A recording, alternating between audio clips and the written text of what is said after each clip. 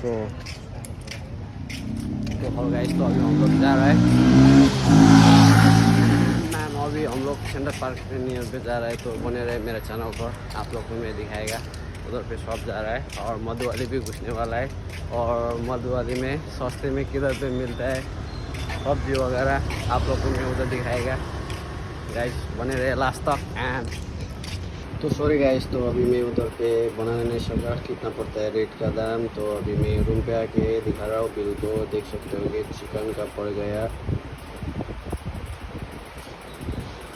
90 something GST cut के इधर। और इधर पे ऑनियन का 7 रुपये, नहीं टोटल मिल के 100 रुपये टोटल अमाउंट हो गया 2.5 लोग। ऐसा है नालदिश का रेट वगैरह। ये मधुवाली थोड़ा सस्ता मिलता है इधर पे, चिकन वगैरह सब्जी वगैरह होलसेल टाइप का है। तो हम लोग इधर ही जाता है।